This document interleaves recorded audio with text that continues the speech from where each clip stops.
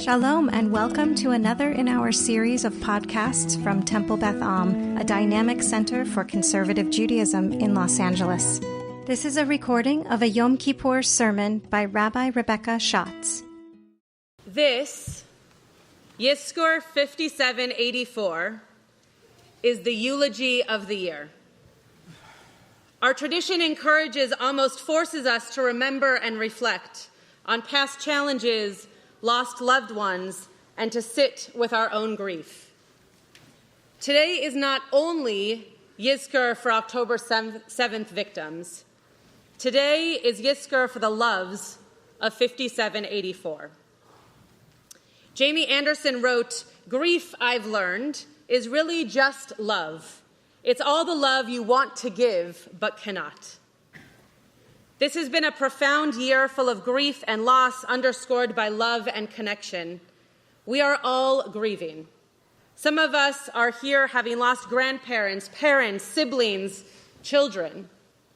And others of us are grieving family and friends who died in war, or grieving an earlier naive sense of safety on school campuses or in workplaces, or our failing faith in humanity, or a weakening hope in the future.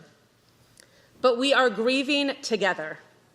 We are immersed in love, a love that we want to give but cannot. A comfort that you are giving to those beside you, even if you do not know that you are doing it. Where does love go when someone dies? It transforms into other emotions and a sense of grief that words struggle to replace. Yizkor and memorials and grieving in general will continue to be complicated and feel insufficient until every hostage is home, safe and hugging their loved ones, and until every body is buried. As I asked on Rosh Hashanah, how do we begin to leave a year that we will not be leaving for a long time, and so desperately need to enter the next year? A recognition of love turned to grief, of love that was once given in all of the mundane, practical, worldly ways, and is now bottled up inside our souls, our hearts, our minds, and shared through our words of eulogy and story. From a young age, Judaism teaches us that grief is profound love and devotion. Even when our parents do not expect that we are paying attention, by osmosis we come to understand that this is what community does. We watch loved ones stand up for Kaddish.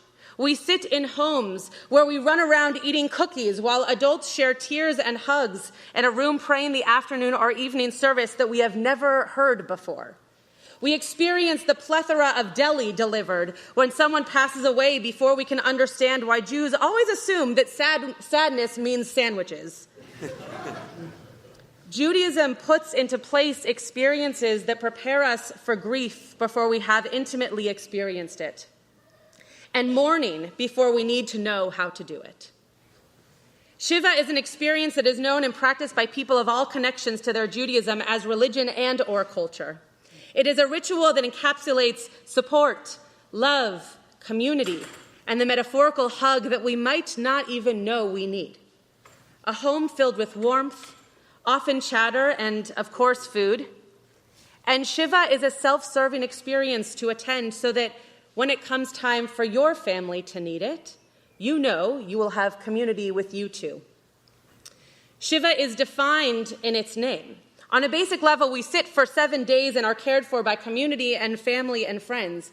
We do not plan for Shiva as a feeling or a process.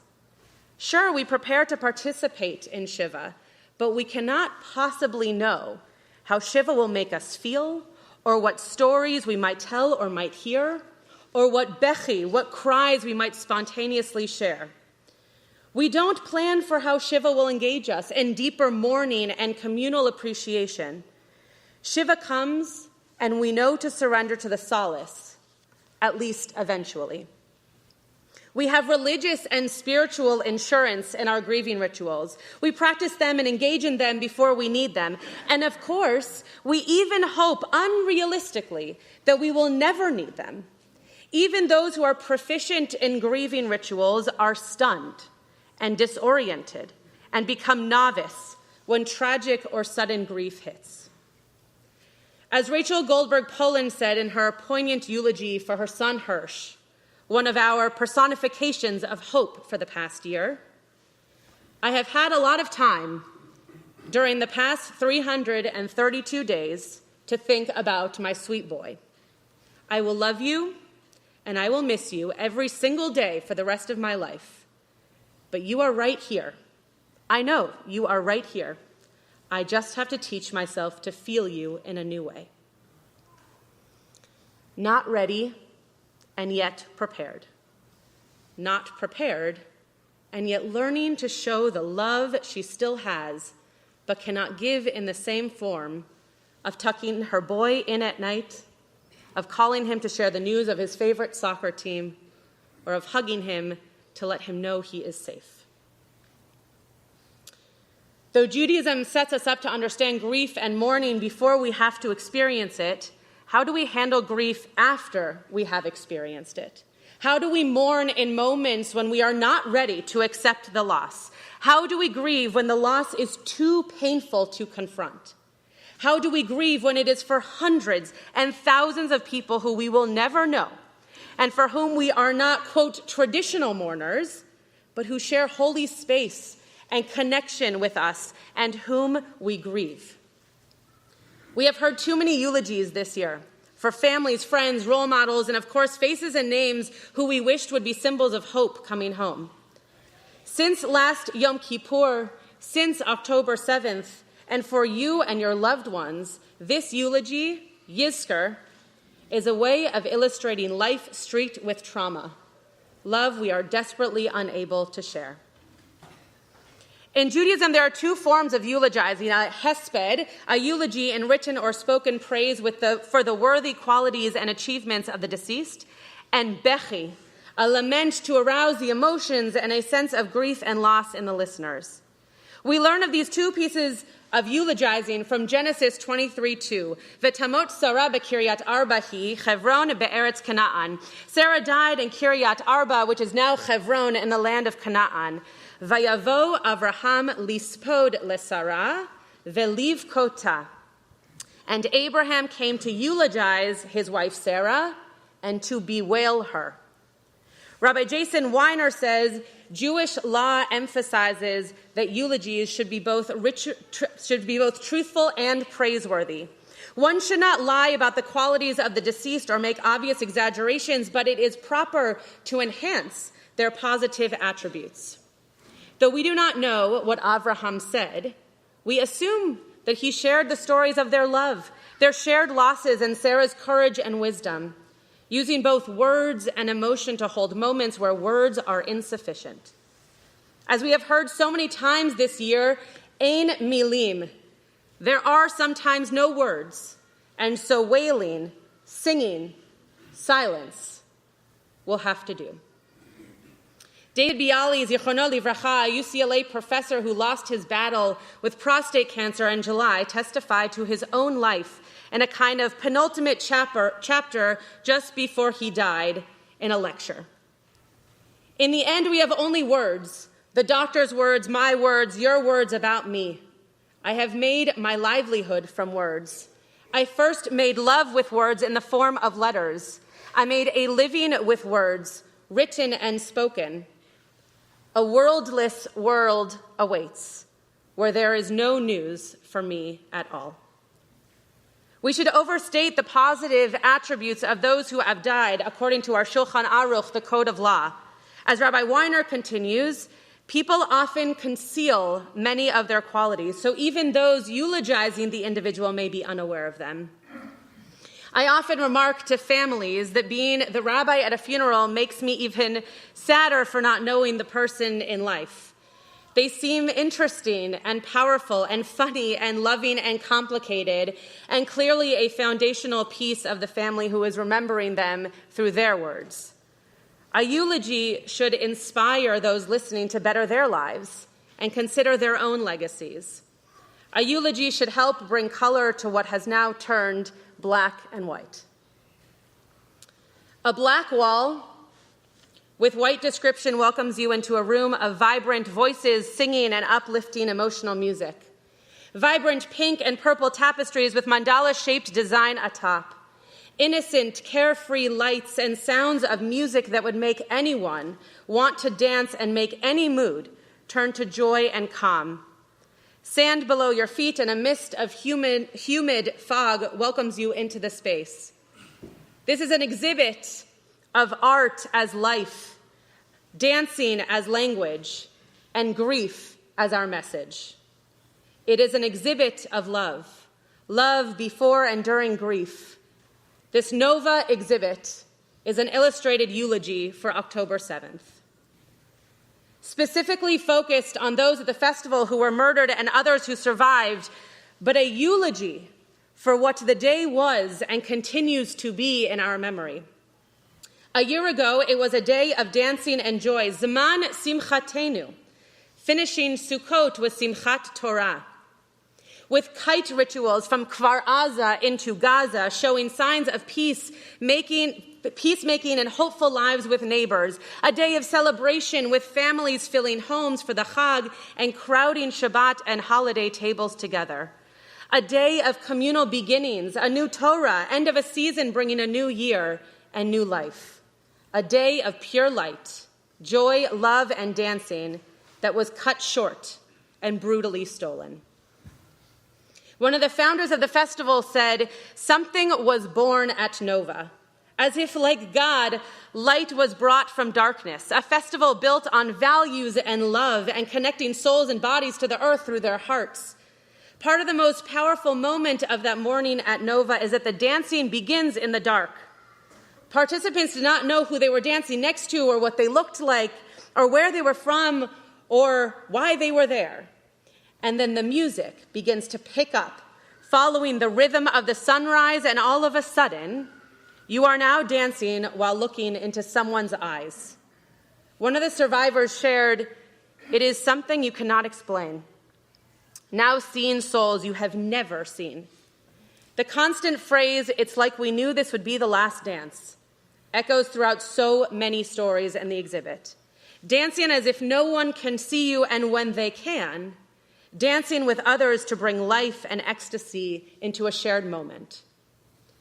Moving through the exhibit, this eulogy, the objects transcend words, reviving the spirit of that terrible, powerful day.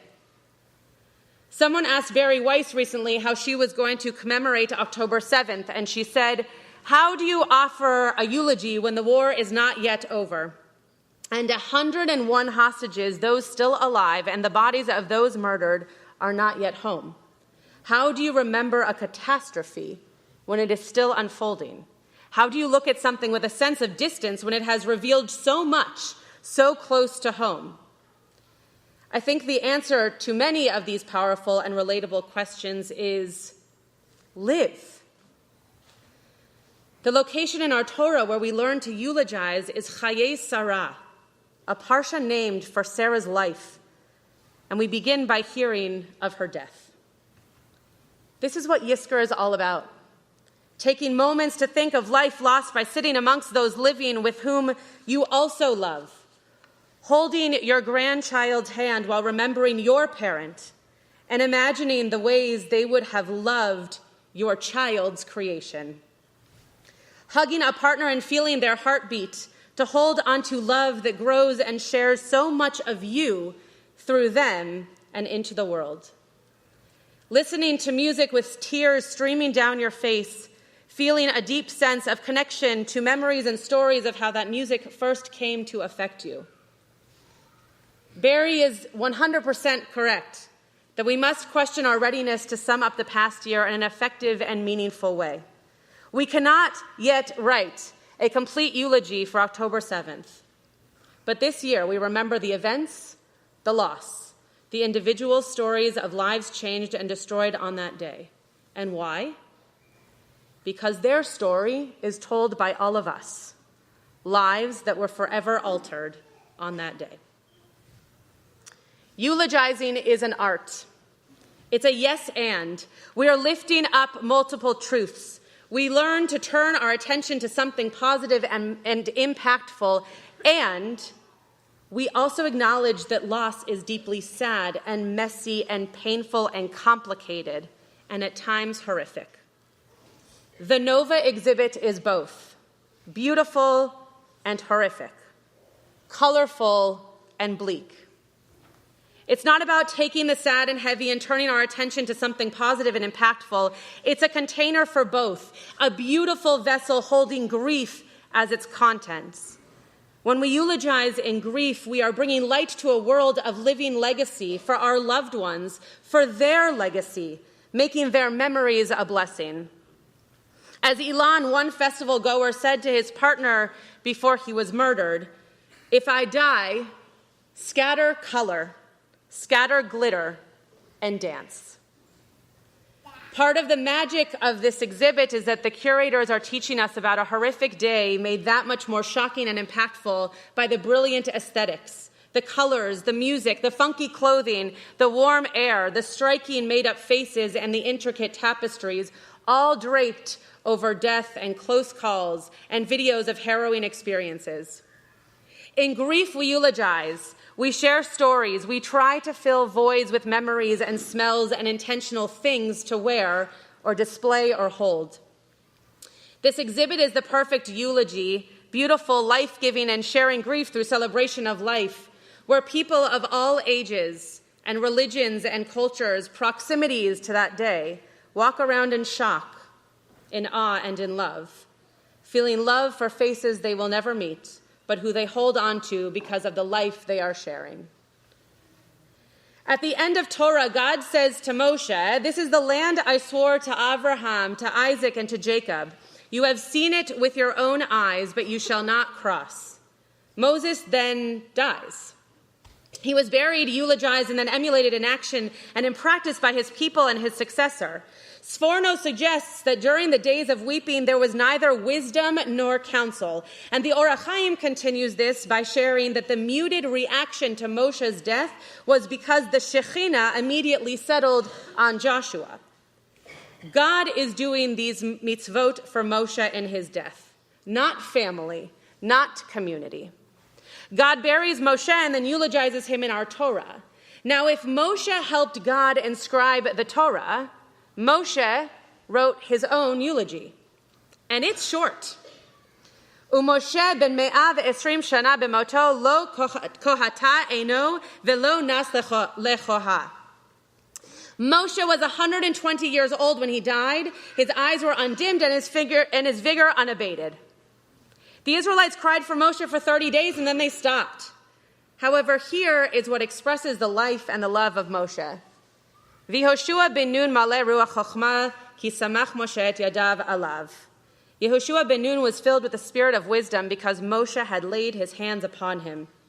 V'yishme'u elav b'nei Yisrael v'yasu ka'asher siva Adonai et Moshe.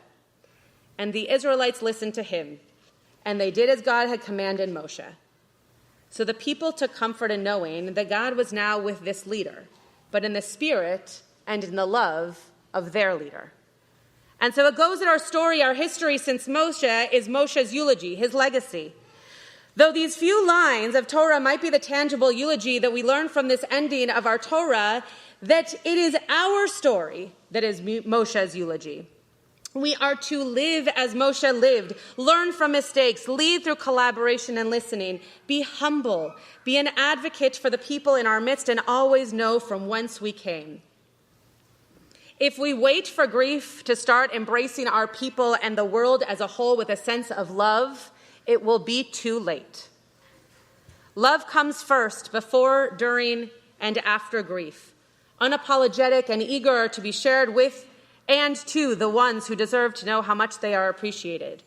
If anything, 5784 has taught us that like our people in the moment of Moshe's death, we cannot wait for grief to bring us close to one another. We must remember that although we have learned to grieve and our faith has built a beautiful scaffolding within which to do so, we are a people that prioritizes living. Yizkor is a reminder that the majority of our days are to be filled with presence, awareness of life lived and growing into our futures. And when necessary, death and mourning will make time pause, ripping our hearts open with kriya, never to be whole in the same way again, but in a new way, a new whole, minus what was lost, making room for what will be found. Noam ben David sets up a booth on the streets of Israel with a table draped in signs she's made, memorabilia they shared, and 2 chairs to welcome guests into her home of grief. The posters read, "My boyfriend was murdered on October 7th. Let me tell you about him." People sit down and hear stories of who he was. "We liked to surf and watch the sunset and play frisbee. He loved to make people happy and do things for people. Something about him made you forget everything bad in life." She lets people sit down and ask questions, but she begins with how his death changed her outlook on life. "I appreciate life more. I live not only for myself, but for David also." She tells them stories about him, what he loved, how he lived, and they are changed by hearing his story. She is eulogizing David every day by sharing his light and allowing it to bring color amidst the darkness to make their lives and her own purposeful. Judaism does not suggest that we wait for moments of grief, loss, or sadness to know what it means to share memory and stories. Masua Sagiv from the Shalom Hartman Institute taught Yosef Chaim Yerushalmi's book Zachor, which emphasizes that memory is not history. Memory, Yerushalmi teaches, is not an accurate telling of what happened in the past. Sagiv goes on to share it does not treat the past as remote, as something that happened long ago in a different place or to a different people. Rather, Jewish memory is alive in our present. It is selective and constructed by us as active participants.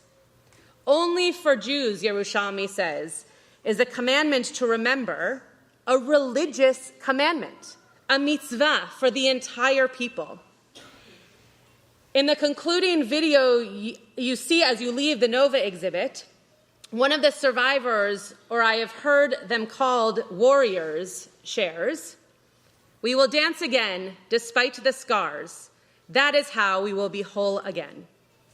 Our memory will bring us to the dance floor, covered in bandages and scars. However, as these beautiful souls are teaching us and their friends are showing us in life, we must live now and come together now in community. We cannot wait for the next catastrophe. We often think about the eulogy as the way of ending a chapter. In fact, though, it begins another one. The eulogy, the stories we tell at Shiva and Shloshim, become a narrative, sometimes a new narrative, for how we remember someone and how we are inspired by the stories we share to keep living in their honor. We may still be grieving. We probably always will be. Yet, we will be living more purposefully, remembering more intentionally through the eulogies we hear and write. So 5785, your eulogy is partially written by past years and punctuated by a particularly challenging chapter this year. Here's to turning the page on this year, to move to the next page in our incomplete eulogy. As hard as it may be, moving forward with different strengths, wisdom, and courageous moments. Love harder, live deeper. Let us do all the good we can this year with whatever time we have and with whatever experiences we endure. Let us color the black and white. Let us find reasons to hug that are not partnered with wiping away tears. Let us dance again because we are feeling grateful for life and full of joy. We are ready for tomorrow because we are still writing this eulogy, inspiring us to live fully and feel love in the grief of today. You have been listening to another in our series of podcasts from Temple Beth Am, a dynamic center for conservative Judaism in Los Angeles. If you enjoy these podcasts, we invite you to write a review on the Apple Podcast site or wherever you get your podcasts. For more information about Temple Beth Am Los Angeles, go to tbala.org.